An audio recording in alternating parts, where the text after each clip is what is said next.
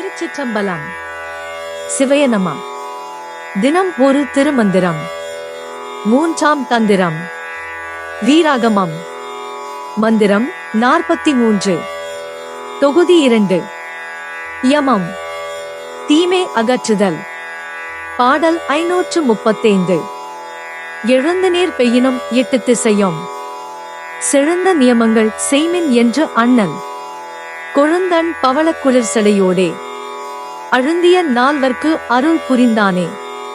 பொருள்: மழை பெரிதாக பெய்து உலகம் முழுவதுமுள்ள 8 திசைகளும் நனைந்து செழிப்படைந்தாலும் யாகம், தவம், பூஜை, தியானம் போன்ற வழிபாடுகள் தினந்தோறும் தொடர்ந்து செய்யுங்கள் என்று சிவபெருமான் கூறுகிறார்.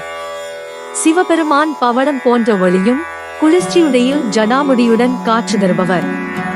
அவர் தன்னோடு சிவஞானத்தில் மிகவும் நெருங்கியிருந்த சனகன், சனந்தனன், சனாதனன், சனத்குமாரன் எனும் நால்வருக்கு நேரடியாக தீமை நீங்க அருள் வழங்கியவர்.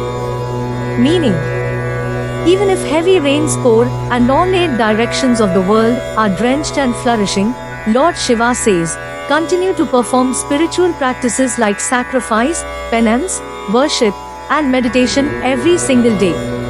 Lord Shiva appears with a brilliance like coral and with cool, long hair.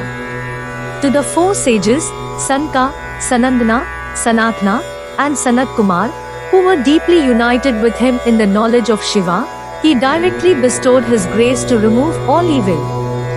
யாம் பெற்ற இன்பம் பெருக இவ்வையகம். இணைந்திருங்கள், மற்றவர்களுக்கும் பகிர்ந்திருங்கள். May the joy we have received be experienced by the whole world. Stay united and share it with others. உங்களுக்கு இந்த video பிடித்திருந்தால் மற்றவர்களுக்கு ஷேர் செய்து நீங்களும் சப்ஸ்கிரைப் செய்து சிவன் அருள் பெறுங்கள். Presented by Subha Srinivasan. தமிழ் இலக்கிய பாசறை, கோவை. நன்றி.